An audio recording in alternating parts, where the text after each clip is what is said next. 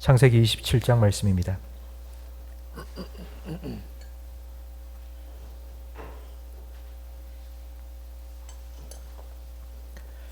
창세기 27장 1절부터 10절까지 한 절씩 교독하겠습니다. 이삭이 나이가 많아 눈이 어두워 잘 보지 못하더니 맏아들 에서를 불러 이르되 내 아들아 하매 그가 이르되 내가 여기 있나이다 하니 이삭이 이르되 내가 이제 늙어 어느 날 죽을는지 알지 못하니 그런즉 내 기구 곧 화살통과 활을 가지고 들에 가서 나를 위하여 사냥하여 내가 즐기는 별미를 만들어 내게로 가져와서 먹게 하여 내가 죽기 전에 내 마음껏 내게 축복하게 하라. 이삭이 그의 아들 에서에게 말할 때에 리브가가 들었더니 에서가 사냥하여 오려고 들로 나가매 리브가가 그의 아들 야곱에게 말하여 이르되 내 아버지가 내 형 에서에게 말씀하시는 것을 내가 들으니 이르시기를 나를 위하여 사냥하여 가져다가 별미를 만들어 내가 먹게 하여 죽기 전에 여호와 앞에서 내게 축복하게 하라 하셨으니 그런즉 내 아들아 내 말을 따라 내가 내게 명하는 대로 염소 떼에 가서 거기서 좋은 염소 새끼 2마리를 내게로 가져오면 내가 그것으로 내 아버지를 위하여 그가 즐기시는 별미를 만들리니 내가 그것을 내 아버지께 가져다 드려서 그가 죽기 전에 내게 축복하기 위하여 잡수시게 하라. 아멘. 지난주 금요일에 이삭이 처음 하나님을 만난 순간에 대해서 우리가 함께 말씀을 나누었습니다. 흉년이 찾아왔고 이삭은 아버지 아브라함을 내두고 그 흉년을 피하기 위해서 이제 애굽으로 내려가던 중에 그랄이라는 블레셋 땅에 잠깐 머물렀습니다. 근데 그때 하나님이 찾아오신 겁니다. 야곱 인생의 최초로 하나님이 찾아오신 순간이죠. 하나님께서는 애굽으로 내려가지 마라 그 말씀을 하려고 찾아오신 겁니다. 그래서 그랄에 이제 오랫동안 눌러붙어서 살게 되었는데 그 그랄 사람들을 보니까 막 힘이 난무하는 곳이었어요. 그러니까 정글과 같은 곳이었어요. 그 자기 아내 리브가가 참 예쁜데 그 사람들을 보니까 뭐 예쁜 여자가 있으면 누가 아내든지 상관없이 그냥 막 뺏어가고 막 죽이고 그런 일이 있으니 이삭이 좀 두려운 마음에 자기 아내 리브가를 자기 누이라고 거짓말을 했습니다. 근데 뭐 거짓말이 금방 들통이 났죠. 그 거짓말이 들통이 나자 그 블레셋 사람들이 이렇게 생각한 겁니다. 아이고 참 먹고 살려고 여기까지 와서 지 목숨 살겠다고 지 마누라를 지 누이라고 거짓말하는 저 불쌍하니까 거짓말해도 그냥 여기서 살도록 내버려 두자. 그렇게 동정을 받으며 살고 있는데 그런 이삭의 모습을 본 하나님의 마음이 찢어지는 것 같은 거예요. 내 백성이, 내 아들이, 내가 택한 나의 자녀가 그 이방 땅에까지 와서 이방 사람들에게 저렇게 손가락질 당하고 저렇게 동정받으며 사는 거, 난 자존심 상해 못 살겠다. 그리고는 이삭에게 복을 주시는데 100배의 복을 막 부어주신 거예요. 그래서 블레셋 사람들이 처음에는 손가락질하며 조롱의 대상이었던 이삭이 갑자기 역전이 된 겁니다. 시기의 대상, 질투의 대상이 되었습니다. 그러니까 거짓말을 할 때는 아이고 이랬던 이삭이었는데 하나님께서 복 주시고 은혜 주시자 블레셋 사람들이 전부 다 시기하고 질투한 거예요. 그래서 우리하고 더 이상 못 있겠다고 쫓아내기 시작했습니다. 한 번 쫓겨나가고 2번 쫓겨나가고 3번 쫓겨나가고 그래서 4번째 르호봇 넓다는 이름의 그 땅에 가서는 이제 더 이상 쫓아오지 않으니까 이제 여기서 편안하게 살 수 있겠다 생각을 했는데 이삭이 그 르호봇을 다 버리고 브엘세바로 올라갔습니다. 브엘세바는 가나안의 제일 남쪽 지역입니다. 그러니까 하나님께서 아브라함에게 주시겠다고 약속하신 약속의 땅에 다시 돌아간 겁니다. 누가 쫓아내서 누가 떠나라고 밀어내서 간 게 아니라 자기 스스로 그 르호봇의 축복을 다 포기하고 올라간 겁니다. 이삭은 하나님이 주시는 복을 포기하고 하나님 만나는 복을 얻기 위해 브엘세바로 올라가서 그곳에서 제단을 쌓고 하나님께 예배드렸습니다. 하나님께서 이삭에게 주신 복은 물질의 복이 아니라 하나님을 만나고 예배하는 예배의 회복의 축복이었습니다. 근데 이랬던 이삭이 오늘 본문 1절 말씀에 보니 이삭이 나이가 많아 눈이 어두워져 잘 보지 못했다고 나와 있습니다. 그 성경에 보면 눈이 어두웠다라는 이 말은 단순히 시력이 나빠졌다라는 뜻이 아닙니다.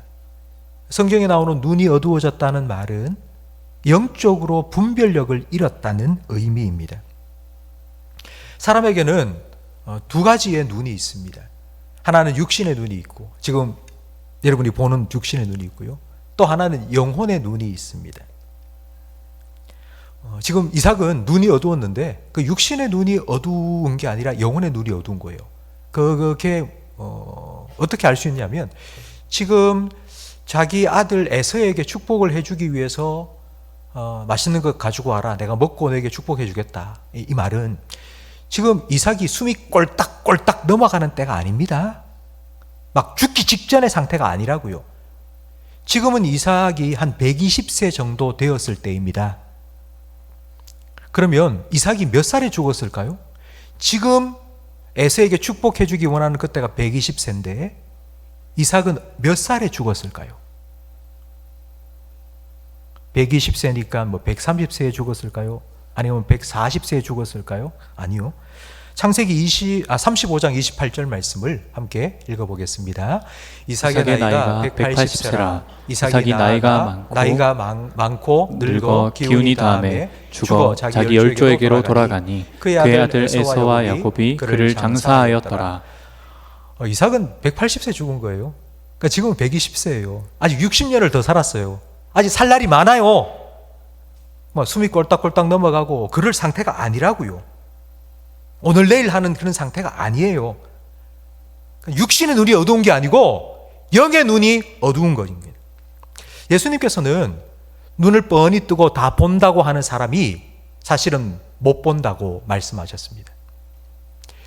육신의 눈을 뜨고 다니지만 그러나 못 보는 사람이 있다는 겁니다.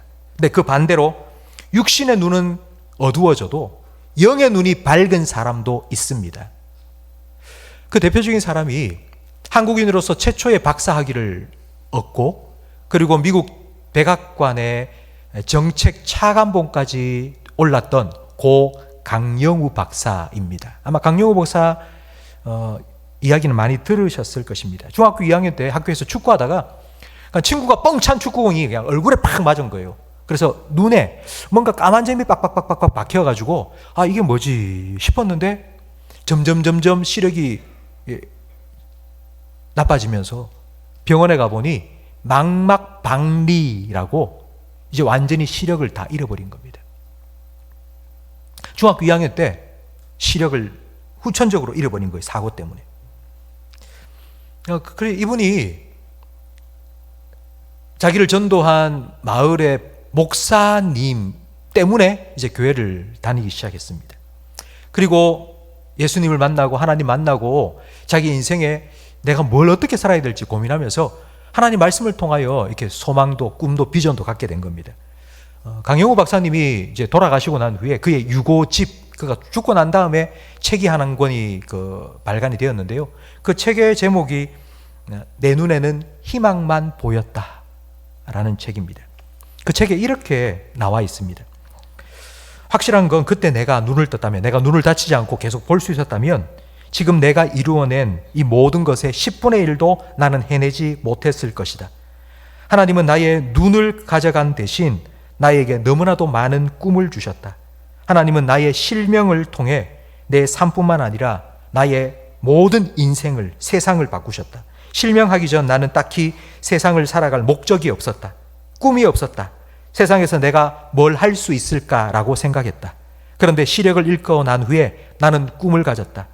나는 온전히 하나님께 내 삶을 맡겼고 하나님의 도구로 살아가야 되겠다고 생각을 했다. 목표가 생기니 공부할 이유가 생겼고 공부를 하기 시작하니 도움의 손길들을 붙여주셨다. 그래서 박사학위까지 하고 미국 백악관에 정책 차관보까지 오르게 되었습니다. 그러면서 그가 그 책에 이 마지막으로 이렇게 고백합니다. 하나님은 내 눈을 어둡게 하심으로 세상을 비추는 삶을 살게 하셨다. 나는 보지 못하나 세상이 보지 못하는 것을 볼 수 있고 나의 장애는 불편함일 뿐 결코 저주와 고통이 아니었다. 내가 앞을 못 보는 건 축복 그 자체였다. 육신의 눈이 어두워요. 하나도 볼 수 없는 정말 완전히 시력 제로의 이 강영우 박사가 영의 눈이 딱 뜨여지니까요. 자기의 삶을 붙드시는 하나님을 만나고 그 하나님을 바라보며 살아가니까 이런 삶을 살게 된 거예요. 성도 여러분, 여러분의 육신의 눈이 환하게 밝은 것처럼 그만큼 여러분의 영의 눈도 환하게 밝아지기를 주님 여러분으로 축복합니다. 영적인 눈이 어두웠던 대표적인 사람이 바로 엘리 제사장입니다. 엘리 제사장이 얼마나 영적인 눈이 어두웠는가 하면요, 아들이 없어서 너무 간절한 마음으로 하나님 좀 내게 은혜를 베풀어 주세요, 아들 좀 주세요 기도하기 위해서 나와서 성전 앞에서 막 부르짖고 기도하는 한나를 보고 엘리 제사장이 뭐라 그런 줄 아세요? 야, 술 취해가지고 교회 왜 들어오냐고. 간절히 하나님께 기도하고 있는 한나를 보면서 야, 가라 술 취해가 들어오면 안 된다고. 얼마나 영적으로 어두워 있으면 이런 소리를 하겠습니까? 자기 아들이 자기의 대를 이어 제사장이 되었죠. 그런데 제사장으로서 사역을 제대로 못한 것뿐만 아니라 백성들이 하나님께 제물을 가지고 오면 그 중에서 자기가 먹고 싶은 제일 좋은 부위를 싹싹 잘라가지고 가지고 간 거예요. 그런데 몰랐어요. 어떻게 알게 됐느냐? 사람들이 하도 말을 하니까 그 소문으로 들은 거예요. 얼마나 영적인 눈이 어두웠습니까? 마태복음 6장 22절 말씀을 우리 화면을 보면서 함께 읽겠습니다. 눈은 몸의 등불이니 그러므로 내 눈이 성하면 온몸이 밝을 것이요 눈이 나쁘면 온몸이 어두울 것이니 그러므로 내게 있는 빛이 어두우면 그 어둠이 얼마나 더하겠느냐. 한 사람이 두 주인을 섬기지 못할 것이니 혹 이를 미워하고 저를 사랑하거나 혹 이를 중히 여기고 저를 경히 여김이라. 너희가 하나님과 재물을 겸하여 섬기지 못하느니라. 아멘. 눈이 몸의 등불이라고요. 근데 그 등불이 꺼지면 몸이 어떻게 살아가야 될지를 모르는 거예요. 근데 왜 이 눈이 중요하냐라고 하면 바로 25절 말씀에 나온 것처럼 눈이 밝아야지 바른 선택을 할 수 있습니다. 내가 섬겨야 될 주인이 누구인지, 내가 하나님을 섬겨야 될지 세상을 섬겨야 될지, 내가 하나님을 섬겨야 될지 아니면 돈을 섬겨야 될지, 그걸 제대로 분별하고 선택할 수 있도록 하는 게 바로 눈이기 때문이에요. 눈이 밝아야 잘 선택할 수 있습니다. 성도 여러분, 지금 우리가 벌이고 있는 이 땅에 살아가면서 우리 그리스도인들이 계속해서 수행하고 있는 영적인 전쟁은요, 귀신을 쫓아내고 그런 게 아니에요. 영적인 전쟁이 일어나고 있는 전쟁터는 바로 내 마음입니다. 내 마음 속에 육체의 소욕과 성령의 소욕이 계속하여 서로 싸우고 있어요. 우리는 이 둘 중에 뭔가 하나를 선택해야 돼요. 내 육신의 소욕을 쫓아서 선택을 할 건지, 아니면 성령님께서 내게 주시는 그 말씀에 순종해서 내가 그것을 선택하여 살아가든지, 그 둘 중에 하나를 우리는 분명히 분별하고 선택해야 됩니다. 영적인 것을 보지 못하면 육적이고 세상적인 것만 보이기 시작합니다.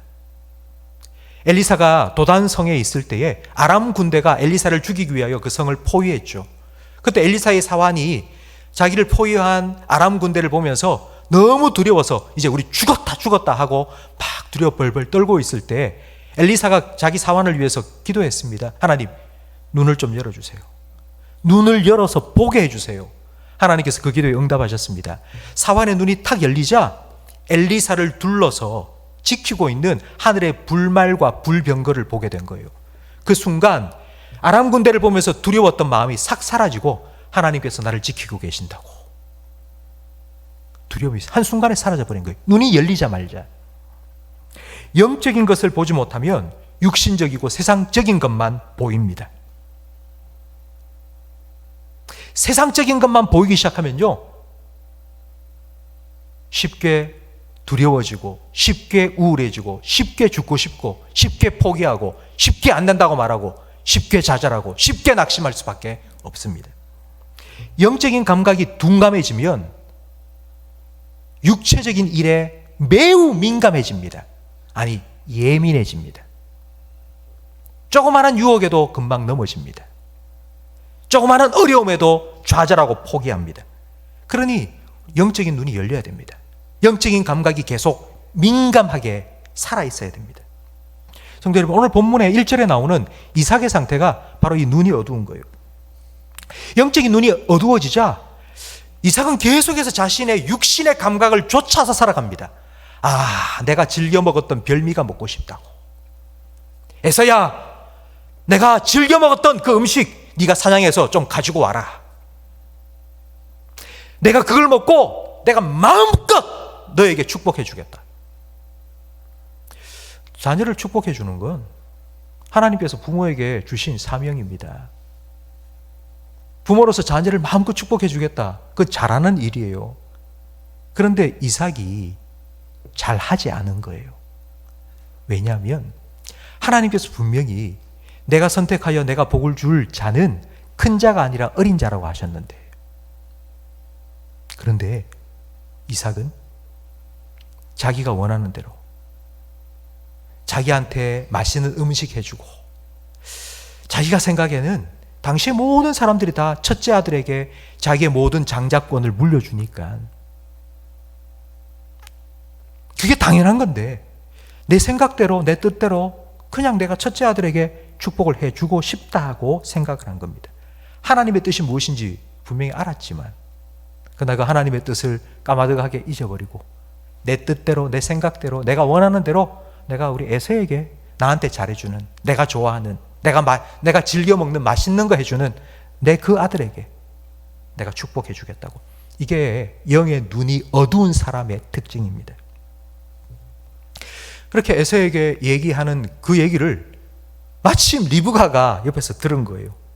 그 리브가가 듣고는 야곱을 불렀습니다. 야곱아, 야, 너 아버지가 지금 너 형에게 축복을 해주려고 한다. 그러니 야, 내 말대로 해야 된다. 내가 아버지가 좋아하는 음식을 내가 만들어줄 테니까 네가 에서인 것처럼 가지고 들어가서 네가 그 장자의 축복을 받아라. 한마디로 말하면 아버지를 속이라는 거예요. 거짓과 술수로 네가 아버지의 축복을 받아내라는 겁니다. 거기에 대한 야곱의 반응이 12절 말씀에 나옵니다. 우리 12절 말씀을 함께 읽어볼까요?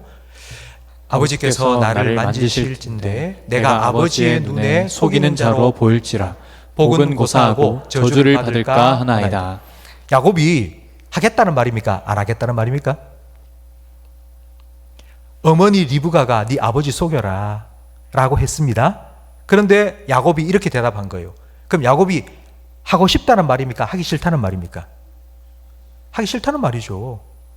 내가 들통 나가지고 축복은 고사하고 내가 저주를 받을까 봐 두렵다고.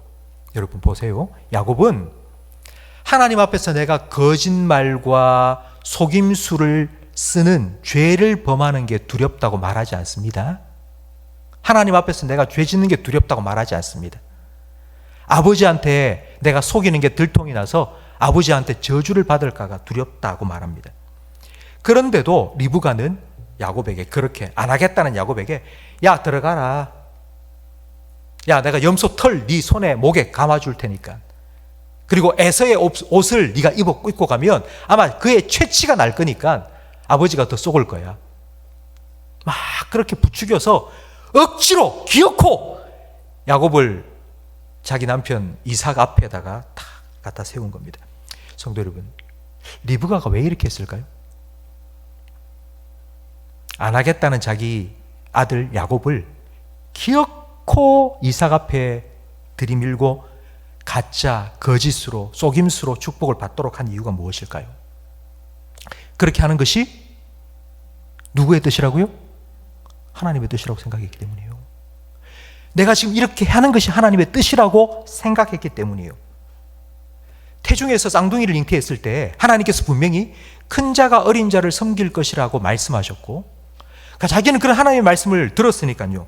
아, 하나님의 뜻은 에서가 아니라 야곱이야. 야곱이 축복받아야 돼. 그게 하나님의 뜻이야 라고 분명히 알았습니다.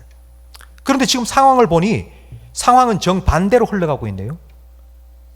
이삭이 자기 첫째 아들 에서에게 축복을 해주고 싶어 하는 거예요.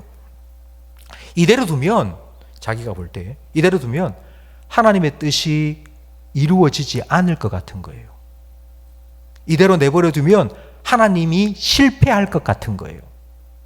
그래서 내가 나서야 되겠다. 내가 나서서 하나님의 뜻을 이루어야 되겠다. 하나님 뜻이 이루어지도록 내가 하나님을 도와드려야 되겠다라고 생각한 겁니다. 그러니까 내가 이렇게 하지 않으면 하나님의 뜻이 이루어지지 않는다고 확신한 것입니다. 성도 여러분, 오늘 본문에 기록된 이삭의 가족들을 여러분 면면히 보세요. 이삭, 리브가, 에서, 야곱, 4명의 가족이 있는데요. 이 가족들 중에 잘한 사람이 있습니까? 누가 하나 잘한 사람이 있습니까? 한 명도 없습니다. 이삭은 하나님의 뜻이 무엇인지 알면서도 그냥 내 뜻대로 하겠다고. 리브가는 하나님이 복 주시면 복 주신다고 했으니까 하나님의 때를 기다리면 되는데 지금 해라고. 에서는 하나님의 복을 그냥 헌신짝처럼 팥죽 한 그릇에 팔아먹어버렸고, 야곱은 어머니가 시키는 대로 거짓말하고 속임수 써서 축복을 받아냈고요. 이게 이삭의 가정입니다. 여러분 어떠세요? 이삭의 가정이 뭐 믿음이 좋고 거룩하고 화목하고 뭐 그런 가정이 아닙니다. 정말 서로 속이고 쏟고 죽이려고 하고 그런 콩가루 같은 집안이었습니다. 이런 민낯을 그대로 성경에 기록한 이유가 뭘까요? 사실 우리는 우리 가정에 일어나고 있는 아픔 누가 알까봐 두렵잖아요. 솔직히 안 그렇습니까?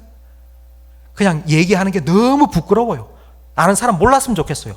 덮어두고 싶어요.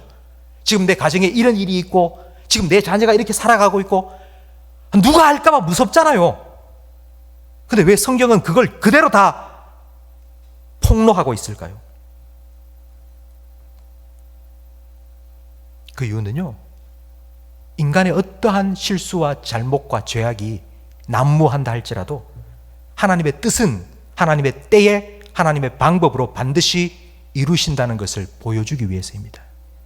성도 여러분, 이런 하나님을 여러분의 하나님, 여러분 자녀의 하나님, 여러분 가정의 하나님으로 믿으시기를 축원합니다. 절대로 이거는 누가 알면 안 돼. 이건 절대로 내가 말하면 안 돼. 아무도 몰라야 돼. 꼭꼭 묻어두고 덮어두고. 여러분 그러지 마시고 여러분 하나님 앞에 다 내놓으세요. 하나님이 아니면 이걸 해결할 수 없다고. 하나님 앞에 내놓으시고 하나님께서 하나님의 방법으로 해결해 달라고 여러분께 기도하시는 여러분이 되시기를, 그런 하나님을 만나는 여러분의 가정이 되기를 다시 한번 주님 이름으로 축원합니다. 야곱은 거짓과 속임수로 축복을 받았습니다. 근데 그 이후에 야곱의 삶을 여러분 잘 아시죠? 어떠세요? 거짓과 속임수로 장자의 축복을 받아낸 야곱이 과연 축복받은 삶을 살았다고 생각하십니까? 복 있는 사람처럼 살았습니까? 야곱의 삶이? 거짓말하고 형을 속였다는 그 사실을 알게 되자 에서가 야곱을 죽이려고 했죠. 그래서 야곱은 집을 떠납니다.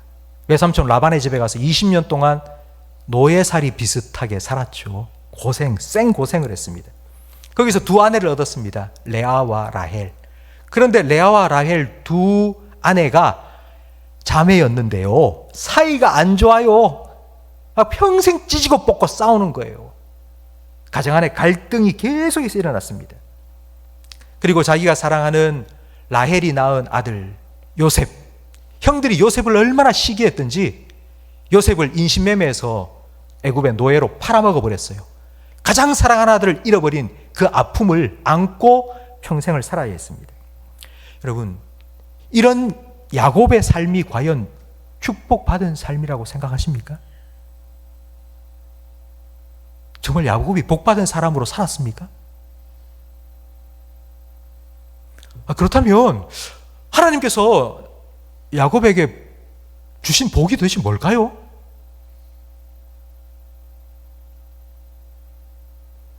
도대체 야곱이 어떤 복을 받은 걸까요? 하나님이 야곱에게 어떤 복을 주신 걸까요?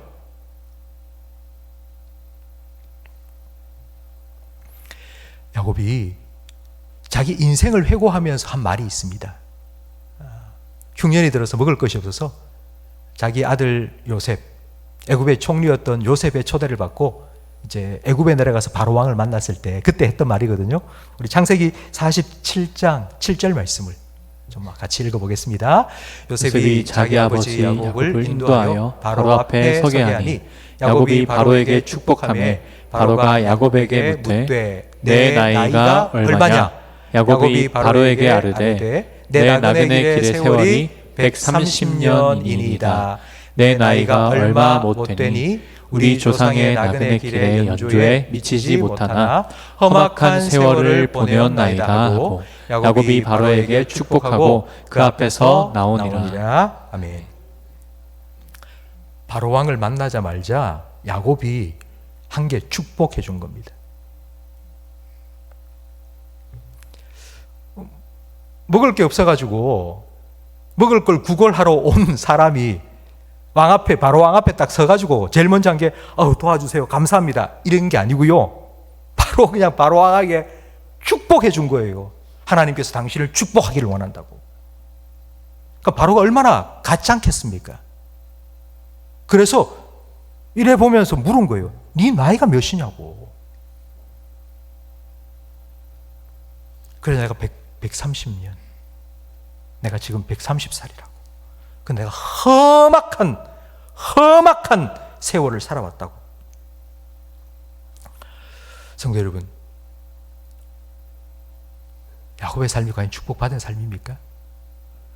여러분이 생각하기에, 여러분 보기에 야곱이 어떤 복을 받았습니까? 야곱이 정말 복받은 사람으로 살았다고 생각하십니까? 그렇다면 과연 하나님께서 야곱에게 주신 복이 뭘까요? 험악한 130년, 그 험악한 나그네의 삶, 그 삶 속에서 하나님은 뭘 하셨을까요? 야곱의 삶을 험악하다고 표현할 정도로 하나님께서는 그를 계속 깎고 다듬었습니다. 또 깎아내고 또 다듬고.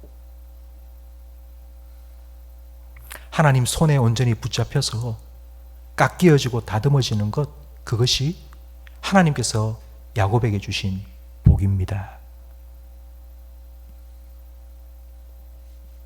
얼마나 많이 가졌나? 내가 얼마나 높이 올라갔나? 내가 얼마나 성공했나? 우리는 복을 이거라고 생각합니다. 이런 삶이 복받은 삶이라고 생각합니다. 그런데요, 이게 복이 아니라 하나님 손에 온전히 붙들려서 하나님의 사람으로 빚어지고 다듬어지는 것, 그것이 복이라고 말씀합니다. 야생마와 같았던 야곱, 내 생각대로 내 뜻대로 내가 이렇게 해야지 내가 복을 받을 것 같다고 힘쓰고 애쓰며 살아왔던 그 야곱을 하나님께서 야생마를 길들이듯이 하나님 말씀의 고삐에 딱 사로잡혀서 살아갈 수 있는 그런 사람으로 만들어 가신 게 복이라고요. 시편 1편에 복 있는 사람이 어떤 사람인지 여러분 잘 아시죠? 복 있는 사람은요, 악인들의 꾀를 따르지 않고요, 죄인들의 길에 서지 않고요, 오만한 자들의 자리에 앉지 않고요, 하나님의 말씀을 즐거워해서 그 말씀에 붙들려 인도함을 받아 살아가는 사람, 바로 그 사람이 하나님께 복받은 사람이라고 믿으십니까?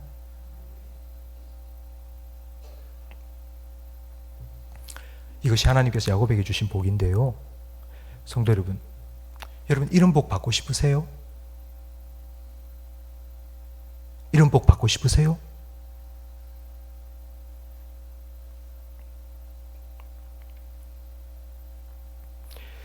자기를 속이고 장자의 축복을 가로채서 도망쳤던 야곱이 다시 돌아왔을 때 에서가 끝까지 막 보복하고 복수하고 하지 않았습니다.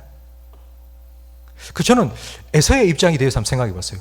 에서가 왜 야곱을 끝까지 복수하지 않고 그냥 내버려 뒀을까? 에서가 볼 때는 야곱이 복받은 사람 같지가 않은 거예요. 아마 에서는 이런 생각을 가졌을 것 같아요. 아이고야, 내가 저 복을 받았으면 아이고 끔찍할 뻔했다.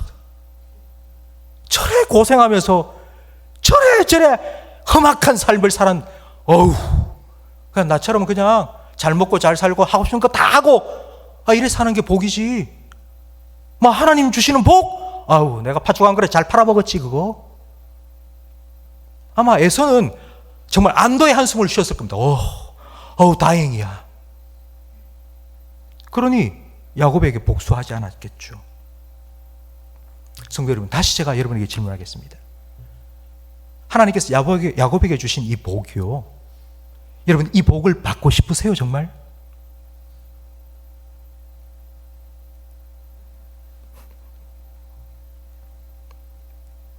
하나님 손에 온전히 붙잡혀서요,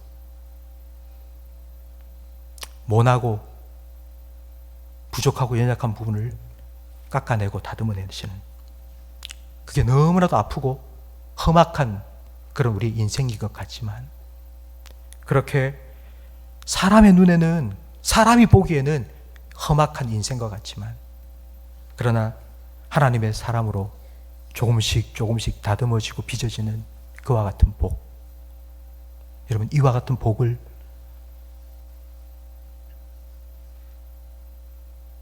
여러분 받으시기를 원하십니까? 미켈란젤로라는 조각가가 다비드상을 이제 조각을 했습니다. 그 제자들이 찾아와서는 와, 스승님 대단합니다. 어떻게 이렇게 멋진 작품을 창조해 내셨습니까? 라고 물었을 때요, 미켈란젤로가 이렇게 말했죠. 쓸데없는 부분을 다 깎아내니까 이게 나오더라. 하나님께서 우리 인생을 그렇게 지금도 계속하여 깎고 다듬어 내십니다. 그렇게 하나님께서는 간사한 야곱을 하나님을 닮은 하나님의 백성 이스라엘로 만드셨습니다. 이것이 하나님께서 야곱에게 주신 복입니다. 이 복을 깨달은 야곱은 바로 왕을 만났을 때 축복해 주었습니다. 먹을 것이 없어서 구걸하러 온 난민 주제에, 하나도 가진 것이 없는 난민 주제에 세계 최강국 이집트의 왕인 바로를 축복해 주었습니다. 조금도 그 앞에서 주눅들지 않고 당당하게 하나님께서 당신을 축복하기를 원한다고. 이게 하나님 손에 빚어진 사람, 하나님 손에 빚어지는 복을 받고 누리고 깨달은 사람의 모습입니다.